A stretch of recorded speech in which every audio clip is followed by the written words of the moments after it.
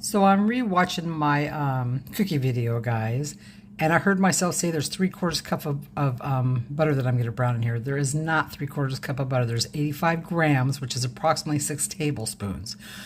Oh yeah, don't listen to anything I said in the video as far as amounts. Go down into the description box and get your amounts from there, because there's also I believe a half a teaspoon of baking soda, not a quarter. So yeah, I was a little too excited in the video. Go to the box. Okay guys, we are making some brown butter chocolate chip cookies, low carb. Okay, so I'm going to put all the amounts down in the description box, but just to give you a kind of an eyeball of it, 3/4 cup of butter is going to go in this pan and get browned, and then it has to cool off. 50 grams of just egg. I do all this in grams, except for the things that are in ounces, you'll see. But it comes out better. You have to trust me on this. So 50 grams of just egg.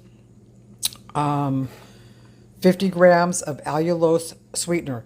If you want your cookies sweeter, and I don't, because even though I use unsweetened chocolate chips, they're sweet enough for me with this. But if you want them sweeter, add a little bit of stevia or something to this. Then you're going to have a little tiny bit, like 1/8 of a teaspoon of xanthan gum, 1/8 of a teaspoon of baking soda, and a little bit more than 1/4 teaspoon of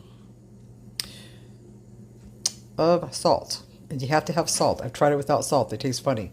And then you're going to have 145 grams of your almond flour and 1.5 teaspoon of vanilla. And yes, it takes that much vanilla. All right, so I'm going to put my butter in this pan and brown it. I'll show you what that looks like in just a few seconds. Hang on. By the way, you can use any kind of vegan margarine, butter, whatever you want. Personally, I get whatever's on sale. I get whatever's cheap.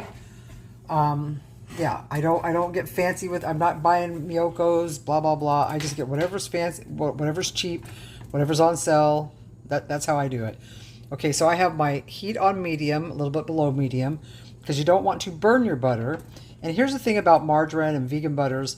They're not real butter, so they're going to separate. Water's going to separate from the solids. If you're not really careful, you want to do this a little bit slow. And as mine starts melting and turning brown, I do the shake method. I literally will start doing it like this. I'll just start sliding it back and forth from side to side until it starts browning. And I'll show you what that's going to look like here in just a little bit. It's got to melt first. Another thing you want to do is you want to take your salt, your baking soda, and your xanthan gum and mix it in with your sugar. Xanthan gum does way better when it's mixed in with stuff, so that it can kind of distribute itself better. You don't want to just dump a little, even just a little bit of xanthan gum. You don't want to just dump a chunk of it somewhere, because it just gets all gummy and stays in a chunk. So I just mix it in with my allulose, stir it all around. Yeah, there we go. And the butter is melted, so it'll be starting to brown here in a minute. So this is not something you can walk away from. You need to keep your eye on it. Okay, so you can see what I mean about separating, how the solids want to separate from the water that's in the margarine. So you have to stay on top of it. When it starts to brown, it's going to start really fast. So see how it's getting darker? It will start to turn brown, and then it will happen really, really fast. You don't need it to be black. You're not trying to get it like dark brown or black. You just want it to brown a little. It gives it a little bit more flavor. That's what we're doing this for. And this is what I mean by the rocker method. I just start rocking it back and forth. See how it's getting darker and darker? You're going to see little dark pieces that are going to show up on the bottom here in a minute. And when that starts happening, it'll turn brown really fast. I don't get mine really brown. I'm just trying to get it really gold, I guess, with a little tinge of brown. So you're just going to rock it until it starts turning brown. Easy peasy. See how it's getting like these brown spots in it? I know this seems like it's taking the longest time, and this really is the longest part of this whole thing, but it's worth it for the flavor. This is a special cookie. It's not one you're going to make all the time. It's one you're going to make for specials. Okay, see how it's starting to turn brown? I'm not going to brown mine a whole lot more. I'm going to mix it up here a little bit more, and then I'm probably going to remove it from the heat and let it start cooling off. And that is my brown butter. Like I said, I don't get mine really brown, but that's brown enough for me. Makes me happy. All right, I'll be back.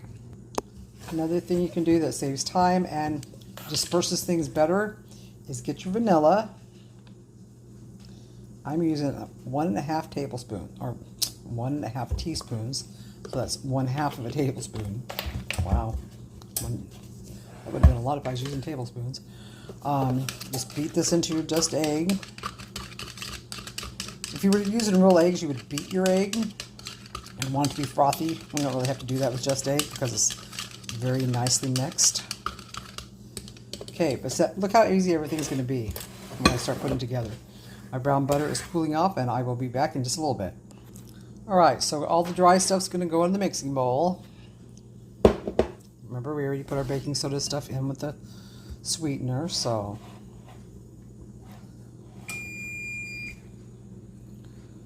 there's my oven heating up. And actually the only reason my oven's on is because I toasted some pecans. You don't have to have pecans. You don't have to have chocolate cookies if you don't want to. You could probably make these. You could use dairy-free white chocolate chips with macadamia nuts. You could put any kind of nuts, any kind of chocolate chips. You could probably put dried fruits in here. I think it'd be good with all that in here. Okay, dump my just egg and my vanilla in.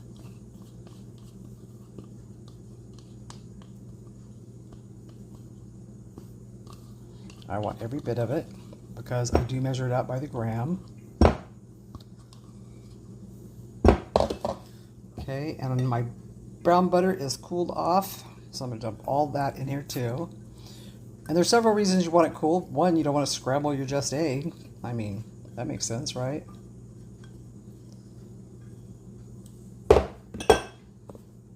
Okay, let me get this mixed up and I'll be right back. Okay, it's ready for the chocolate chips. And I know this seems like a lot of chocolate chips.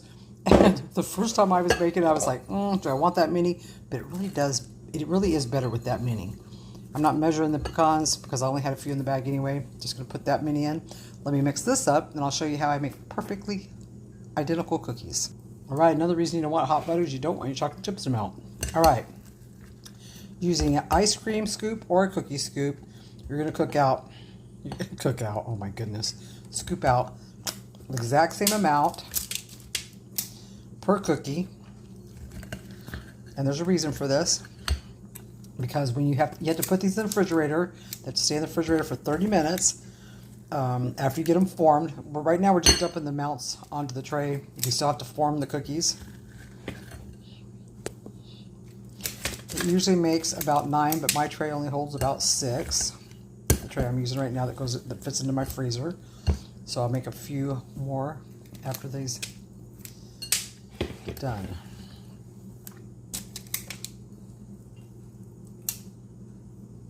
All right, after you get your scoops on here, you're just going to use your hands and you're going to make the size of cookie that you want these cookies to be, because they're not going to rise a whole lot, they're not going to spread a whole lot.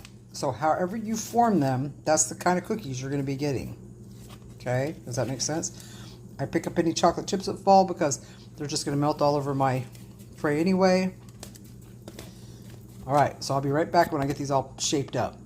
Alright, once you've got your cookies formed to about the size you want them and everything's the way you want it, you're going to stick it in the freezer. It's going into the freezer. And it's best if it stays in here at least 30 minutes. Mine will be in there for sure 30 minutes, possibly even a little longer. 30 for sure. Alright, our 25 or 30 minutes is up. Fill them, make sure they're not frozen, but they're stiff. They're very stiff. They're going into an oven that's heated at 350 degrees. And I think my oven is not as hot as it should be. So I cooked them on 12 the first time. They did not turn out as good as I wanted them to. So I'm going to go 13.5 minutes and I'll meet you back here. All right, my phone died before these came out of the oven, but here they are. This is at 13.5 minutes in my oven, and I'm much happier with them. When you take them out of the oven, let them cool completely. Don't touch them. Don't try to lift one up or anything. These are cooled now. And then when you pick them up, it's a perfect cookie. Now, you may not like yours as dark as I've got these. Cook them for a minute or two less. You're going to have to figure out what your oven does. You can start with 12 minutes and go from there. All right, I'll put the address and stuff down below, and there it is, your brown butter cookie, guys.